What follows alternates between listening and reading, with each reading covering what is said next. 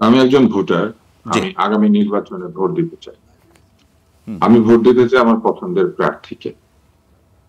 দল যাকে খুশি তাকে সংসদে পাঠাবে এটা আমি আশা করি না।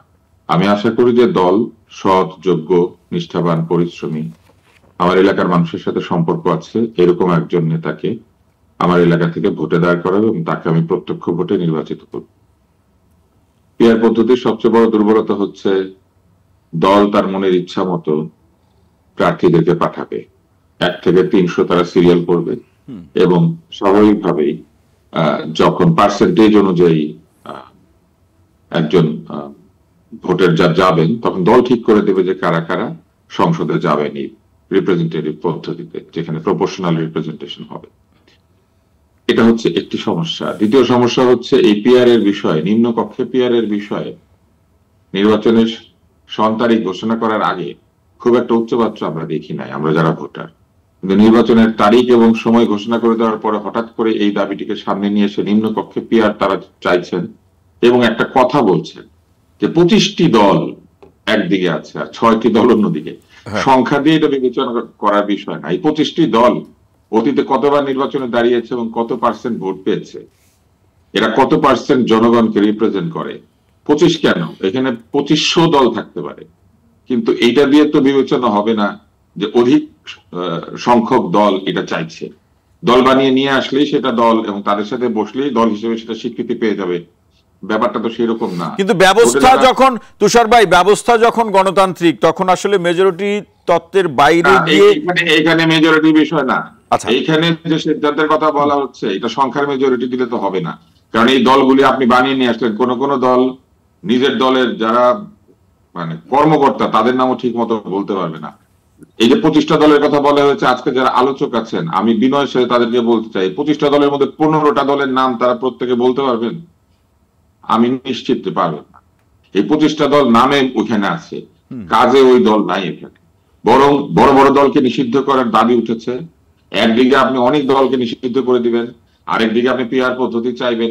এটা বললেই হয় যে আমাদেরকে ভাগ বাটোয়ারা করে আমাদেরকে আসনগুলি দিয়ে দেন, দিয়ে দিলে আমরা একটা ভালো মতো দেশ চালাতে পারি। এইভাবে তো আসলে আমরা নির্বাচন চাই না আমরা যারা ভোটার। না, তার মানে কি তুষার ভাই আপনি মনে করছেন যে আসলে এই আন্দোলনের যে ঘোষণা 5টি দলের জামাতের নেতৃত্বে স্পষ্ট করে আমরা, না না না মানে তুষার ভাই না না আমি বলে দিচ্ছি না আপনার কাছে আমার প্রশ্নটি হচ্ছে, তার মানে আপনি কি মনে করছেন কিনা যে আসলে এই আন্দোলনের যে প্রসঙ্গের পিছনে মূল উদ্দেশ্য কাজ করছে আসন ভাগাভাগি?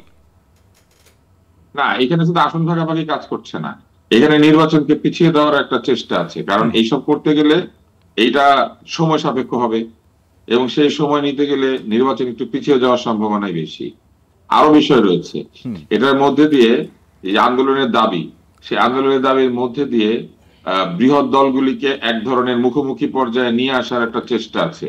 মাঠে একটা যে শান্তিপূর্ণ পরিবেশ বিরাজ করছে সেই শান্তিপূর্ণ পরিবেশকে বিঘ্নিত করার একটা চেষ্টা আছে। এবং শুধু তাই না, যে সরকারকে আপনি মনে করছেন যে সরকার নিরপেক্ষ, যে সরকার সুবিচারক, যে সরকার সবকিছুতে সুবিচার নিশ্চিত করবে, সেই সরকার শুধু নির্বাচনের সময় সুবিচার নিশ্চিত না করে পিআর পদ্ধতি না দিয়ে নির্বাচন করে ফেলছে। মানে আপনার পছন্দ হয় নাই বলে শুধু এই জায়গাতে লেভেল প্লেইং ফিল্ড নেই আর এই জায়গাতে সুবিচার হয় নাই। আরো বিষয় রয়েছে। ঐকমত্য কমিশনের বৈঠকের মধ্যে একজন আইনজীবী পরিষ্কার বলেছেন যে এই সরকারের আইনগত ভিত্তি নাই। তো যে সরকারের আইনগত ভিত্তি নাই সেই সরকারকে আবার আপনারাই বলছেন যে এই সরকার যেন একটা আইনি পরিস্থিতি তৈরি করে, যে পরিস্থিতির মধ্যে দিয়ে পিআর পদ্ধতি হবে, সুবিচার নিশ্চিত হবে, একটা অংশগ্রহণমূলক নির্বাচন হবে।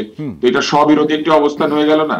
ঐকমত্য কমিশনের বৈঠকে বসে একটি বিশেষ দলের সমর্থক হিসেবে তো তিনি পরিচিত, যে আইনজীবী এটা বলেছেন, আমি ধরে নিচ্ছি তার কথায় যুক্তি আছে। তো যদি তার কথায় যুক্তিই থেকে থাকে তাহলে সেই যুক্তি সঠিক হলে তো এই সরকারের নৈতিক ভিত্তি নাই যে এই ধরনের কোনো কাজ করে। আর তার কথা যদি ভুল হয়ে থাকে তাহলে তো এই আন্দোলনের কোনো প্রয়োজন নাই, কারণ এই সরকারের অবশ্যই নৈতিক ভিত্তি আছে এবং তারা যেভাবে নির্বাচনটি আমাদের সামনে নিয়ে আসবেন সেইভাবেই আমার মনে হয় যে সেই নির্বাচনে সকলের অংশগ্রহণ করে তারপর সংসদে গিয়ে ভবিষ্যতে পিআর পদ্ধতি, সংবিধান বদল করা ইত্যাদি নানান বিষয়াবলী হতে পারে। যে দল এই ঐকমত্য কমিশনের মধ্যে আছে এরা সবাই মিলে 3%, 5%, 10% ভোট পাবে, অথচ বাংলাদেশের সংবিধানকে মুচড়ায় সোজা করে ফেলবে, সবকিছু ঠিকঠাক করে ফেলবে। এইটাও তো কোনো জনভিত্তিমূলক সিদ্ধান্ত হইল না। আগে ভোটে যাক, ভোটে গিয়ে তারা প্রমাণ করুক যে যথেষ্ট সংখ্যক ভোট তারা পায়, এবং এই যে সংবিধানের সংশোধনে এরকম বড় বড় মতামত দেওয়ার মতো যথেষ্ট জনভিত্তি এই 25টা দলের রয়েছে। অবশ্যই 25টা দলের মধ্যে যারা বড়, কিন্তু ছোট ছোট যে দলগুলি রয়েছে অথবা যেসব দলের নাম আমরা জানি না, এই দলগুলিকে প্রমাণ করতে হবে যে যথেষ্ট পরিমাণে জনসমর্থন নিয়ে এসে তারা জনগণের সংবিধান